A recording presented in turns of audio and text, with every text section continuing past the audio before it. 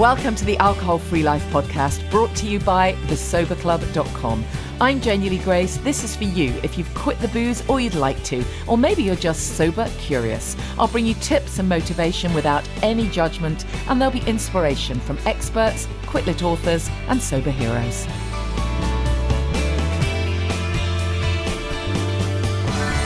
Hi and welcome. I do hope you're well. Just a reminder for those of you doing Dry January, keep going, do all the things, listen back to some podcasts and do all those basics. And most of all, just pat yourself on the back and push through the hard bit, because it can be. Someone on the Sober Club was saying that they are nearly 1 month now. And, pleased that they're doing this, feeling better. But there's always a but, isn't there? Very emotional, feeling very raw, crying at everything. And, there's always that question, is it normal? And yes, the answer is yes, it absolutely is. If you've been drinking for a lot of years, take some time for everything to recalibrate. So whatever's going on with you, just be really kind to yourself and stay connected and do all those basics that I bang on about the whole time. But above all, pat yourself on the back. And if you have slipped up, well, back on the horse, just keep going. It's so worth it. And anyways, of course, before we get into the main podcast, I have to have a little rant this week. Some of you may have seen my social media posts. I just could not. I know I'm always wanging on about stories in the press that it just never ceases to amaze me, really. I don't know why I say that, because these were the stories that kept me stuck for years. This is why I didn't stop drinking sooner. And the headline in the Mail was something like, 1 drink a day beats depression in older people, or is linked to less depression as we age. That kind of title. And I had to do a double take. I mean, come on, please, seriously, actually said that. And then I carried on and read the article. And yeah, that was the premise of the article, that as we age, a study shows that those who have 1 drink a day or drink moderately, and I'll go on to tell you a bit more about that in a moment, have less depression. Now, there were so many caveats in this article. It was just crazy. It was like, but having said that, it was noted that connection and community, makes a difference, and healthy lifestyle, and et cetera, et cetera. It was so full of contraindications. It was incredible. But the really bizarre bit was where they actually discussed what they consider moderate drinking.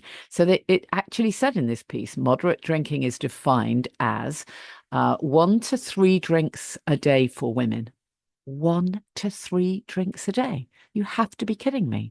And between 3 and 5 for men, or something like that. I mean, what on earth are they talking about? And then there was another kind of another caveat. If you go over this amount, this can, a warning that this could slip into drinking that's considered binge drinking, which is not good for health. Seriously. Honestly, what absolute BS. I was just furious, because this is exactly what kept me stuck. Like 3 drinks a day, and that's moderate, and that's okay. Well, lovely. I'm good then. I mean, seriously, who gets to 3 drinks a day and doesn't stop anyway? And since when was 3 drinks a day okay? There was that Panorama piece just a couple of months ago, which was really well done. And the professors in that study made it absolutely clear that 3 drinks in 1 sitting is classed as binge drinking. So those 2 studies completely contradict each other. I would love to have an argument or a debate with the authors of this study and play them and have a debate around my podcast that I did with Dr. Anya Topiwala. If you haven't heard it yet, by the way, go and listen to that, because it is fascinating, and she was fantastic and totally hard hitting.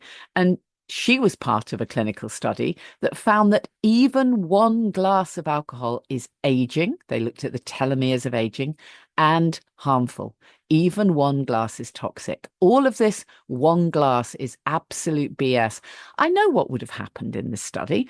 They'd have taken a group of elderly people, and they would have found a group who were eating really well and having a wonderful social connections, and felt that sense of being valued as they were getting into their later years, and all things being equal, having a fantastic life. And yeah, perhaps some of them were having, a glass of wine. Perhaps they genuinely were totally moderate, in inverted commas, mindful drinkers, in which case the harm that the alcohol would indeed have been doing would have been offset by lots of the other stuff, for now anyway. So the fact is, those people would have been healthy despite the one glass, not because of the one glass. Right? Not because of it. If you want the antioxidants, the resveratrol, have a grape. Honestly, you could sense my frustration, and it was days ago now. Um, and lots of people, when I posted this on social media, said, "Oh, well, it's just because it's the Daily Mail. If you stop reading the Daily Mail, you won't get those kind of." No, absolutely not. The Daily Mail were just reporting a study that was in the Journal of Aging and Mental Health. A very reputable, respectable journal, still coming out with this absolute BS. I'm guessing that it was funded somewhere down the line, if you followed the money chain, that it was funded by, someone linked to alcohol somewhere down the line. Anyways, there you go. There's my rant. Bottom line, don't need any. You really don't need any. I wish I'd known that years ago when I was still, enjoying those articles and letting them keep me stuck. Let me tell you couple of things before I introduce you to this week's guest, who you are going to love, by the way. You might think at first glance, as it were, that to interview someone on how to declutter your home would have nothing to do with sobriety. But oh man, it's got everything to do with it. The parallels were literally incredible. And I really enjoyed interviewing Rachel Smith, who is a house whisperer. I mean, you can't get better than that. Because I've found over the years just so many clients that have come to me, for one-to-one support. It's been a conversation that's cropped up really quite early on in their sobriety is, okay, I need to clear some clutter. And of course, clutter affects our lives in so many ways. And there are, as I say, so many parallels, I think, between choosing to be free from your clutter and indeed, making your commitment to be free from the alcohol trap. So bringing that interview very soon. Just before that, a reminder of some events. This Friday, so if you're listening to this when it launches, I'm going to be in York. There's an event organised by one of my sober coaches, Lou. So drop me a message on social media if you want more info about that.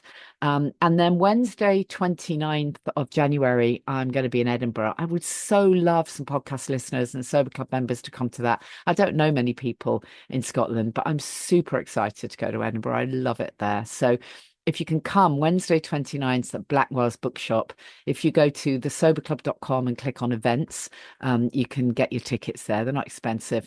And if there's a few people, drop me a message and maybe we can meet before that as well. We have a little meet up before that. So Wednesday 29th in Edinburgh, it would be just great to see you there. Please share that with friends. That's going to be a talk around my book, From Wham to Woo, A Life on the Mic. But obviously, it's all part of my life. So we'll absolutely touch on the sobriety stuff as well. So it'd be really great to meet you. It'll be a very small event, I'm guessing, but be fantastic to see you there. So Wednesday, 29th of January. And then moving into February, Tuesday, the 18th. This is not for everyone, but in case you have ditched the booze and you've been thinking, I'd love a new challenge, I'd love to think about supporting other people, then there is a free webinar, Exploring a Career as a Sober Coach, From Sobriety to Purpose. That's the title of it. So it's online in the evening, 7:45 p.m. You do have to register. It is free, but you need to register for it, sign up for it. So again, if you go to thesoberclub.com and click on events, you'll find it there, and well, it was not at all salesy. Don't worry about being sold to. Absolutely not. I'll just share some stuff that might sort of, I don't know, inspire you to want to work with other people, or indeed just kind of lay foundations for your own transformation. That's very much part of what we do in the Sober Club coach training. So that's Tuesday, the 18th of Feb. And then on Sunday, the 23rd of February, it's Family Constellations Day. Again, I've done a couple of social media posts recently explaining a bit more about constellations. I wish it wasn't called Family Constellations. It's not the best title, really. You don't bring your family. It may not involve your family, although often we do track back to your family of origin because It's has such a profound effect on impact on our lives now. But really, Constellations is just amazing for just literally shifting your perspective and helping you get free from what's keeping you stuck. So many of us have got things that are keeping us stuck. It might be limiting beliefs, it might be blocks, it can be even inherited trauma. I mean, there's a whole bunch of stuff that keeps people stuck. And often one session of Constellations, seriously, one session, it can be literally life-changing. It really is amazing. You don't need any experience. It's open to anyone. So check it out. It's February 23rd, Sunday 23rd in Hertfordshire. If you're going via London, it's about half an hour on the train from Euston. So yeah, come and join us for an absolutely life-changing day. And then into March, finally, details of the retreat that I've been planning for absolutely ages with a colleague. It's 7th to the 9th of March in Essex, not too far from Colchester. Lovely luxury farmhouse. It's everything you could wish for on a weekend of TLC. There's going to be empowering workshops. There's going to be a cacao ceremony. There'll be sound healing. There'll be yoga nidra. There'll be time for reflection. There'll be personal growth. There'll be really everything you need for, soulful sobriety. So again, it doesn't matter if you're sober curious or, you're thinking about it, or maybe you've been sober for years, there'll be something for you. And it's obviously very small, exclusive. Be amazing. If you can treat yourself to that, it would be wonderful to see you. So get in quick, because obviously there's not many spaces, not much in the way of accommodation, but there is, a choice of whatever you want, singles, doubles, twins, all of that. So it's 7th to the 9th of March, Soulful Sobriety Retreat. Again, go to thesoberclub.com/events and you'll find it there, or look at the show notes for this podcast, and it will be fantastic to see some of you. Finally a lovely rustic homely kind of retreat is I'm really looking forward to it myself, so I really hope you're going to be able to join us. So it's just so exciting to talk about this topic, because I've been, it's something that is close to my heart has been for many years. And we're talking decluttering, and Rachel Smith is a house whisperer. How much do I love that name? Who helps people take back control of their homes and their lives. So Rachel, thank you so much for joining us. I really appreciate it. Thank you. No, thanks for having me. Tell us a bit about your work then, and how you came to end up doing what you do. Well, you said about my job title of house whisperer, Yeah. which is something that I completely made up myself, mainly for networking purposes. Because when it's the usual blah blah, people just switch off, don't they? So I was like, right, I'm going to invent something that's going to make people stop and go, oh, tell me more about that then. Yeah. And it works an absolute treat. It's brilliant. But also, it is kind of, you have horse whisperers who speak the language of the horse. Mm. And I am a house whisperer that kind of does speak the language of the house. I am a linguist by trade. And I think that's where it comes from. Being a foreign person in a foreign land, I've had to understand better how people communicate with the said and the unsaid and the body language and everything that's within them that you have to try and get out of them.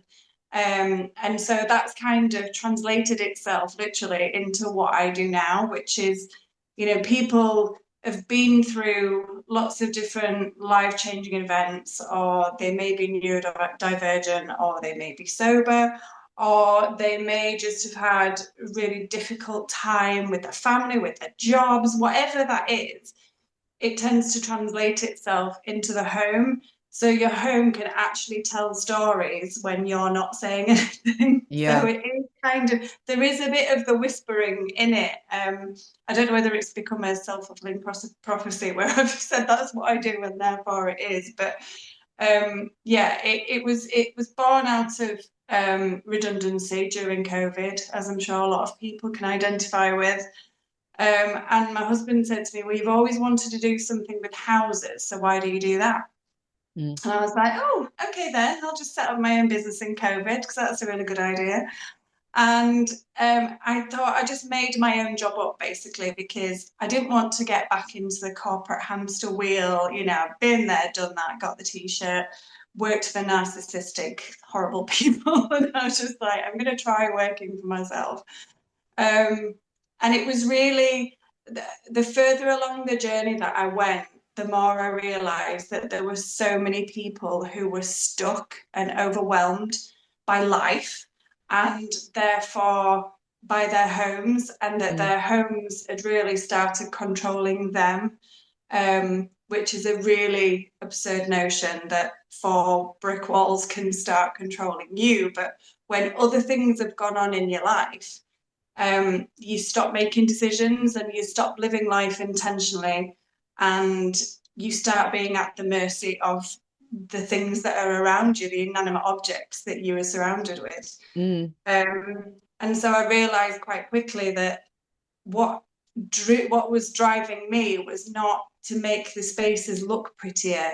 It was to help the people gain more headspace and to help them move on, into the next sort of chapter of their life, and sort of close a door on the past and what they've been through, and give them hope and motivation to open a door to their new future. Yeah, it is. It is really interesting, isn't it? How our home environment, impacts literally on our mental health and well-being. And Oh, and absolutely. I know for sure that when I've had lots of clients that they stop drinking, they find they've got a bit more time on their hands. Yeah, And if they're able to sort of harness the energy and yeah, the wherewithal, they can blitz stuff and they can go for it, and it's incredible. The transformation can be literally incredible from absolutely. It being can. Yeah. stuck sort of mentally and physically almost. Yeah, because we all suffer from house blindness because Mm. we are just surrounded by the same things every day. We see the same things, and so we stop seeing them. Yeah, And it's only when you do something which helps you regain clarity, like becoming sober, then you see things through a different lens, and you start realizing, all your emotions are coming back, and your home is just a big bag of emotions, mm. because it's inhabited by humans and we are all just emotional beings. And so, there's energy in your home that you can influence by changing things around. And you can, just by changing your pictures from room to room, or by moving your plants from room to room, you can totally change how that space feels.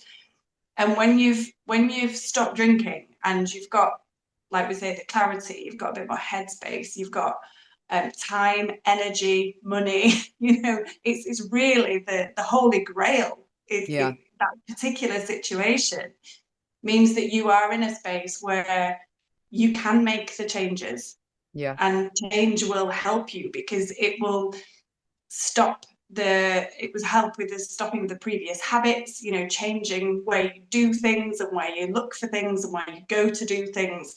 It all helps with this sort of new chapter of your life. yeah.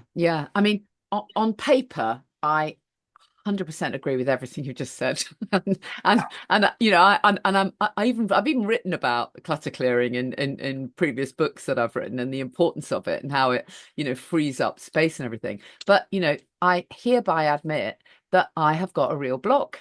I really have. I've got an absolute block on certain there are certain kind of areas within my home that Yeah. it's I've literally got something going on, and I don't know what the hell it is, but I can't seem to do it. So what do you do with people like me who Yes. literally it's a Well, very strange feeling.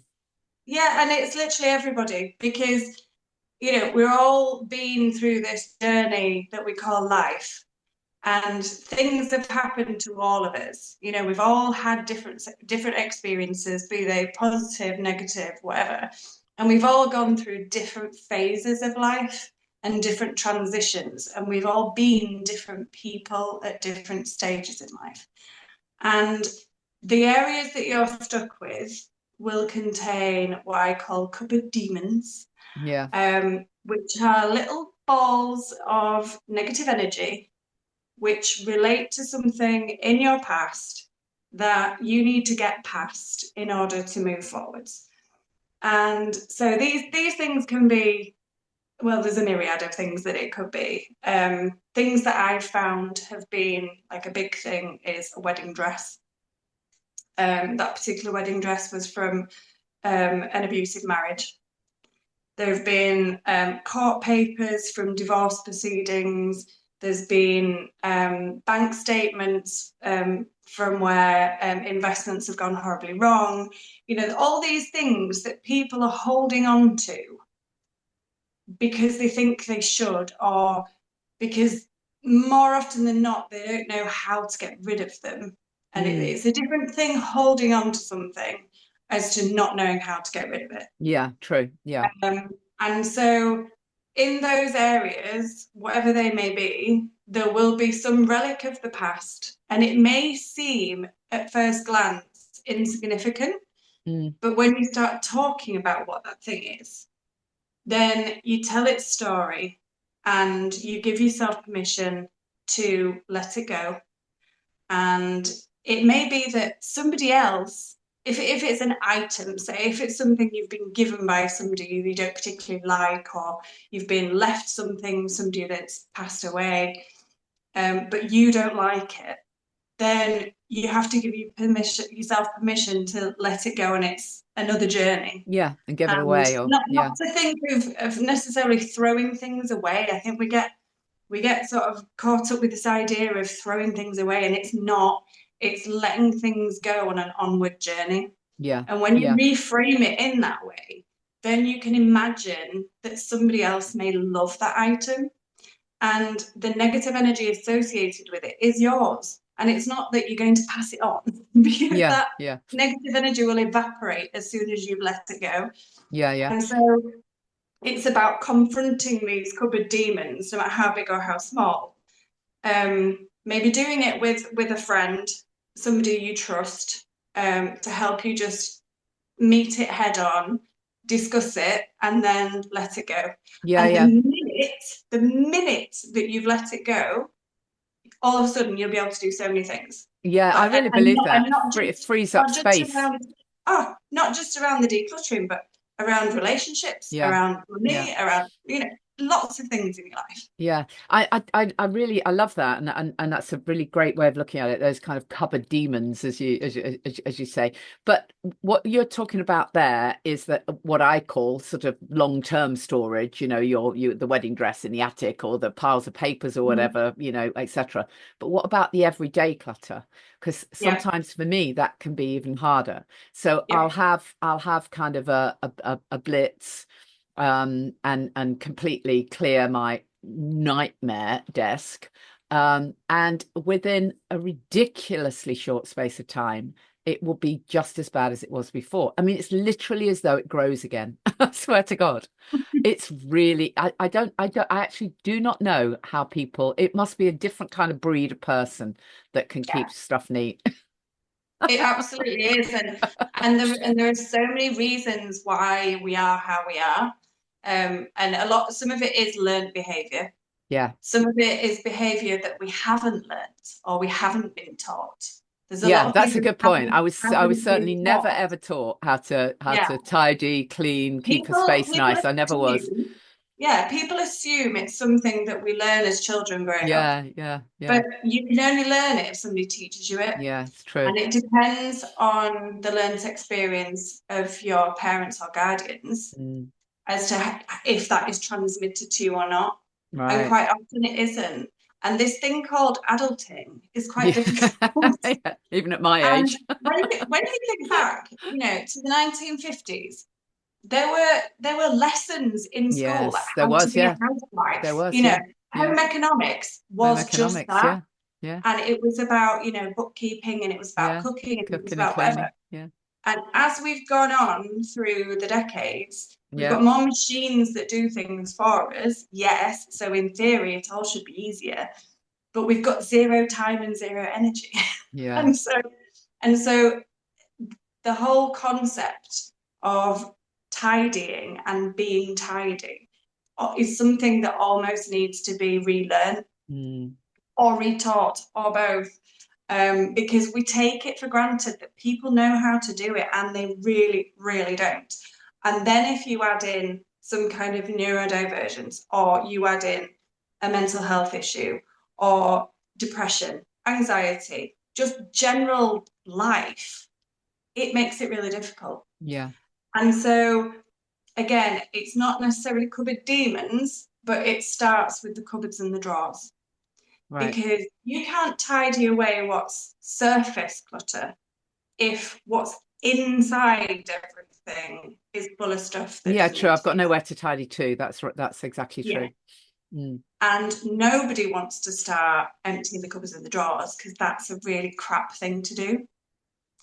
So it's just you have to put the hard work in. There are lots of declutterers who go, oh yes, just do 5 minutes a day and just choose like a drawer a day and all of that kind of business.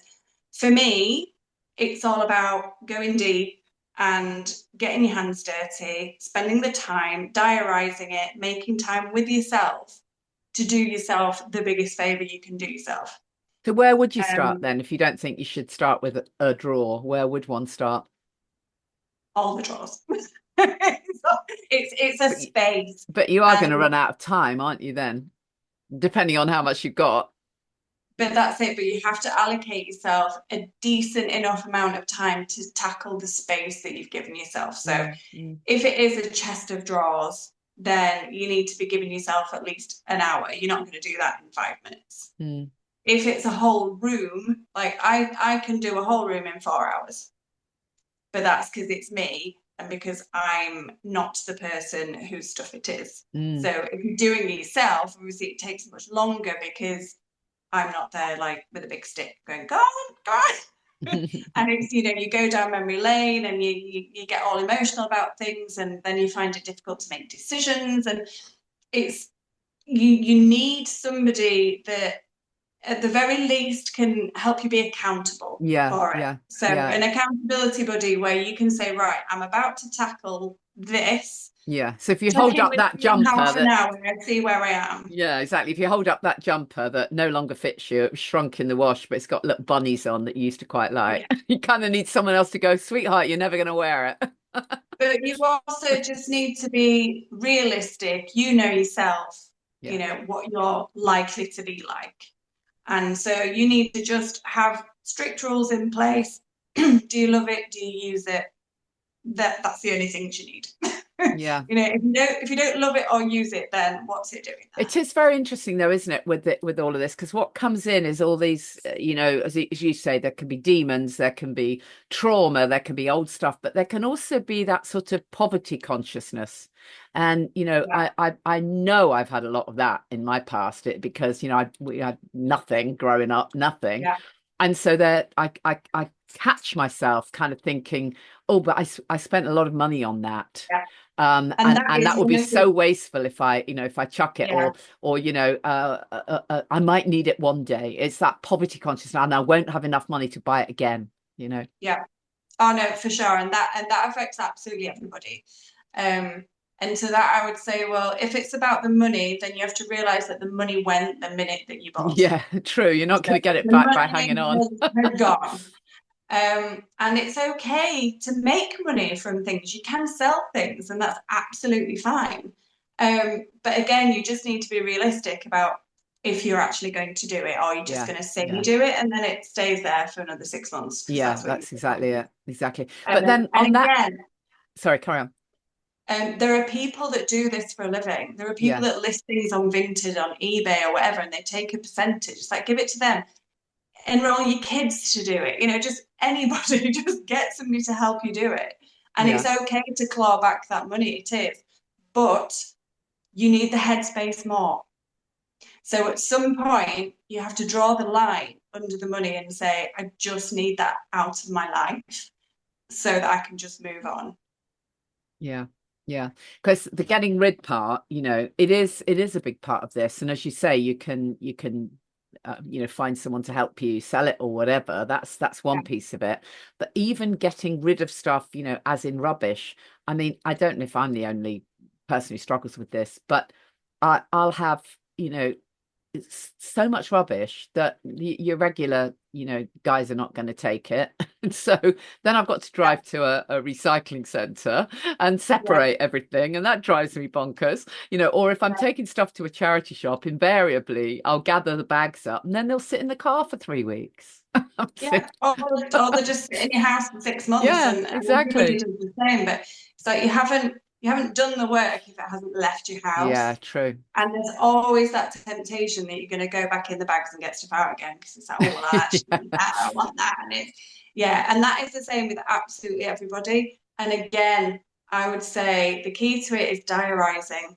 Make a meeting with yourself, put it as a task to go to the charity shop or to go to the tip or to go to Yeah. wherever, because as long as you're saying, I'll do it later, later will never come because there'll always be something better to do. Yeah. Yeah. And You know, as I was saying before, getting rid of stuff is a blocker for a lot of people, because there are a lot of people who are eco-conscious. They don't just want to send stuff to the landfill. They don't yeah. want to send stuff to just any old charity shop because they're totally overrun as well.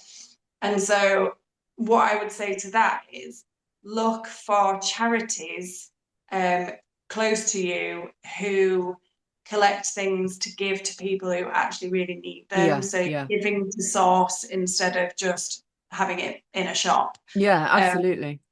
and when I've spoken to people about doing that, it actually makes it easier to let things go, because they know that they're actually going to a person with a name and a face, and they know that they're actually helping Yeah, somebody. no, it's so true. I saw somebody in my local area, on my kind of local Facebook group, was collecting coats. Obviously, it's freezing at the moment. Coats for Yeah, a specific, uh, I forget exactly what it was. Might have been a homeless charity, yeah, and just that sort of glimmer actually yeah, made me go and get 5 coats that I didn't need. absolutely. Five Yeah, coats in my cupboard that we don't need as a family, yeah, all complete, really good condition, but just because I had a definite place for them, it did make a exactly. difference. Yeah. Yeah, I do collections for various places. I did one for a women's refuge.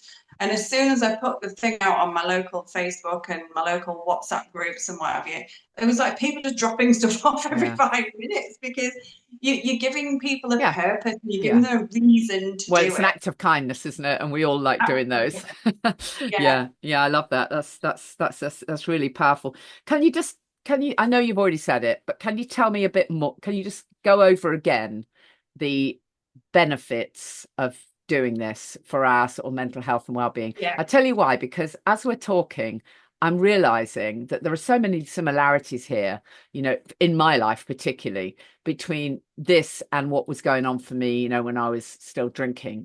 I Yeah. knew that something had to change. I knew, of course I did. I knew for bloody years that something had to change. And I would, occasionally reach out, but then not do anything, and then carry on, then just leave it, and then procrastinate for a few more months or years. And now, I look back and I think, oh God, why did I leave it so long? Why? Just why? Why didn't more people tell me just how amazing life is once you've made this decision? And I think there's a real similarity here, because I can really sense that if I could just Mhm. grasp that light at the end of the tunnel, I might be able to do this.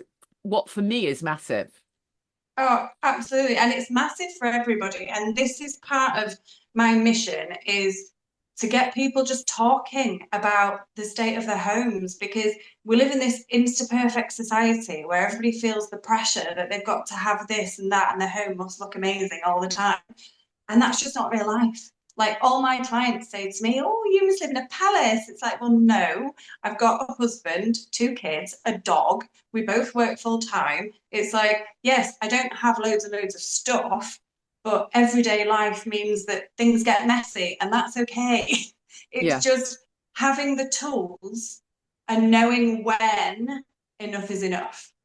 And what's in your home is in your head, and what's in your head is in your home. So all the things that you are surrounding yourself with are taking up valuable headspace. And that is the single most important thing to understand, that we can live with very, very little. And when you're sitting in your lounge and you're like, oh God, it's a bit of a mess. I'm just gonna have a tidy up. And you have a quick tidy up. And then you sit down and you go, and you breathe and you actually breathe and you actually relax. And there are so many people who are not breathing because their environment is causing them anxiety on a daily basis, and it is overwhelming them on a daily basis. As soon as they pull up their car, they're getting out the car, the blood pressure's going up, the heartbeat's going up, and their shoulders are going up, and they're just feeling trapped before they've even got in the front door. And so, in order to create a sanctuary, which we all love and we all deserve, we need to get rid of the unnecessary and the unwanted, because looking after your home is a form of self-care. And especially as women, we don't do that enough anyway. But I just want people to know that if you look after your home and if you create a home which reflects the person that you are now, then you will be the best version of you. If you have a home, and I always say, if you want to take a look at the state of somebody's mental health, then look at their house and it'll tell you everything you need to know.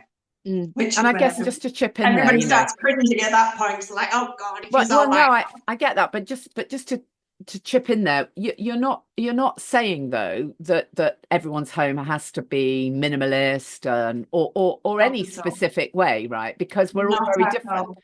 Yeah.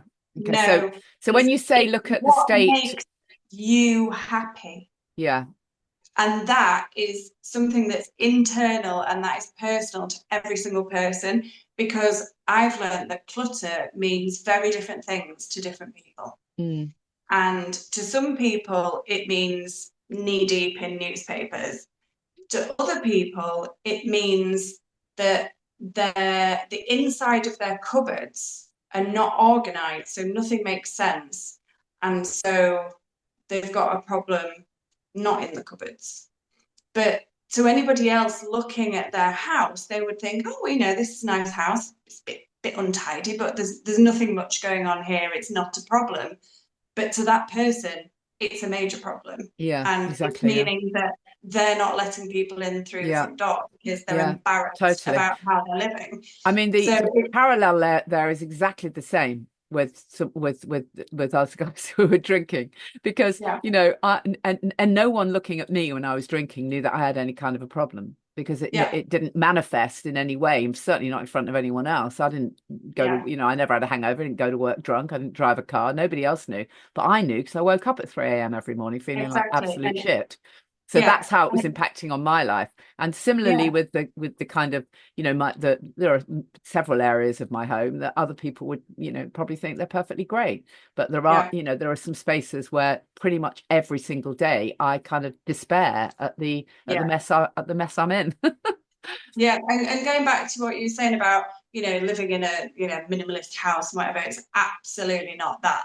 It's living in a house that represents you. Yeah. Um, and it's understanding how to create something that it represents you, which is really, really hard, because it does take some self-interrogation. It does take just asking yourself those questions about, where have I been my happiest and why? What did that actually physically look like? What were the colours that I was surrounded by? What were the textures? What were the smells? What were the sounds?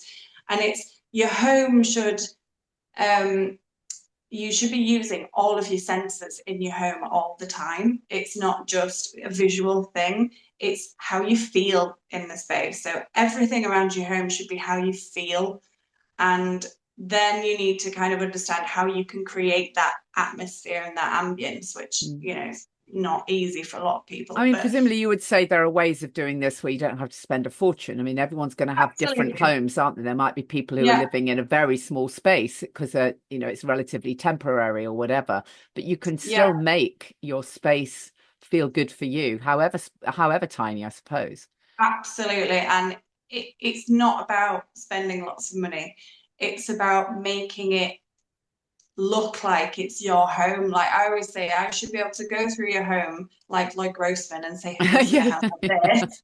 Yeah. I know it's Janey because Yeah. I know where she goes on holiday. I know what books she likes reading. I know what music she likes listening to. I know what fragrances she likes.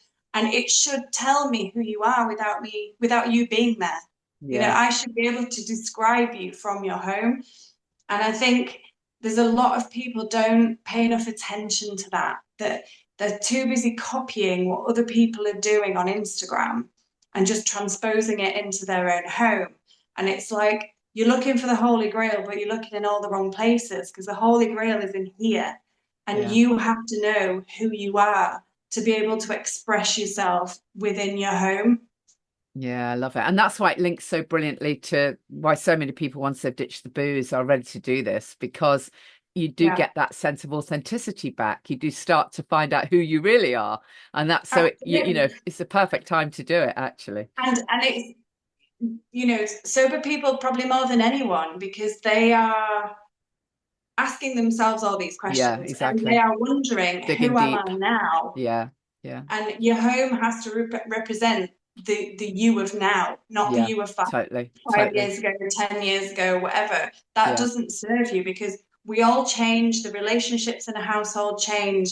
You know, you might move house, you get new jobs, and things are constantly evolving.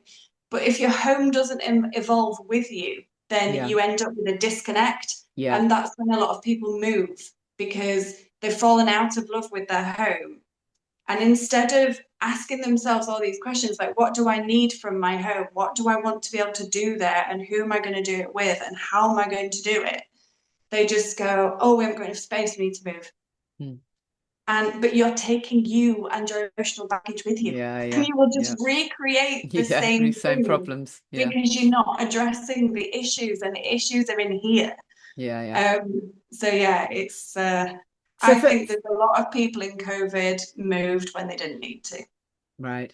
So for those people who, I'm guessing, if you've got one area of major clutter in your life, then your advice would be, well, diarize it and start there. But what if, like me, you're kind of in overwhelm and you've got, several areas.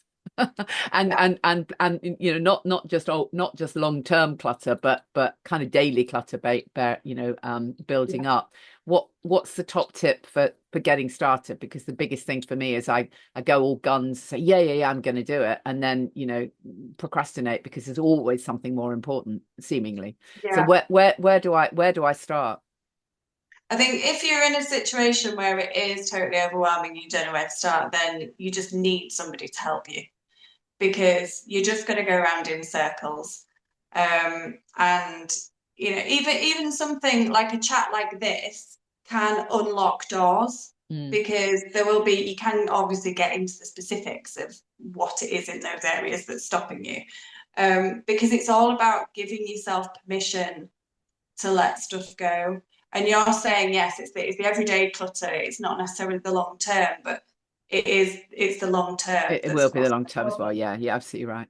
Mm, Yeah, so you definitely need to speak to a specialist. mm, And obviously, there's all kinds of stuff online that you can access, but it needs to be specific to you. yeah. Because we're all different and we've all got different um, histories and we've all got different traumas going on. And you need somebody to listen and you need somebody to help you give yourself permission to let Yeah. stuff go. Yeah, it's really true. So tell us where we can find you then. What services do you offer, Rachel, and where can we find your work? Yeah, so I offer an Empower Hour, which is exactly what I've just said. Basically, it's just an hour Walking through long it. online chat with me to give you a shoulder to cry on whilst giving you a kick up the backside. Yeah. Because that's what we all need, really. So I've been contracted by clients who said, well, we got you because you weren't too nice. We knew you wouldn't let us get away with it. I also offer a clutter club, which is an online support group where we do a room a month, um, 2 online sessions, and then like a WhatsApp group so everybody can support everybody else. I also have obviously in-person sessions, which is really just in Yorkshire because there are other local declutterers I'm sure you can find. And I also offer colour consultations and empathic interior design because it all goes hand in hand. It's all about creating a sanctuary. So it's about getting rid of the stuff first and then making it more you afterwards. Yeah, great. And just give us your website again, Rachel. clutteristheenemy.co.uk. Great name. Fantastic. Thank you. I really appreciate it. Thank you. No, it's been great. Thank you very much. Thank you, Rachel. Well, I bared my soul there, didn't I? So I'm not actually going to have to get down to it now. Really fascinating topic. Just another quick reminder of those dates then. This Friday, I'm in York. Message me if you're in that area. Wednesday, 29th of January, Edinburgh Blackwells, From Wham to Woo, A Life on the Mic. That's in the soberclub.com/events. And our sober coach, trained to be a sober coach webinar, just exploring what it might mean to be a sober coach. That's Tuesday, the 18th of Feb, online, of course. And then February 23rd, Sunday, 23rd of February in Hertfordshire, Constellations workshop. So all of the events are there at soberclub.com/events. And also, of course, the retreat, Soulful Sobriety Retreat, 7th to the 9th of March in Essex. It'd be fantastic to see some of you. Connection is key. It really, really is. And I know it's easy just to kind of think, oh, the train fare's too much, or it's too far, or I don't know if but come on, you're worth it. Honestly, get yourself connected. Really, it makes so much difference. And similarly, if you want to join us in the Sober Club, we would love to have you as part of our group.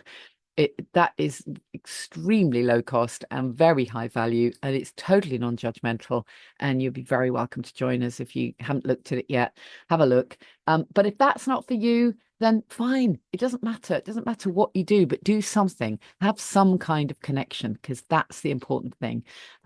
Tell someone if you're doing this. Don't just hole up through dry January, gritting your teeth and hoping for the best. You really do need to share it with someone who cares, someone who's been there, done it, and literally got the t-shirt. If you message me, I will respond if I can.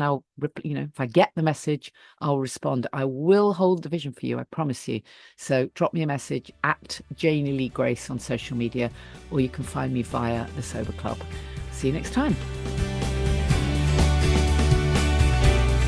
Thank you for listening to the Alcohol Free Life podcast, brought to you by the Sober Club. Please rate and review. And if you want support, accountability and inspiration, and you want to live your best life without the booze, check out thesoberclub.com.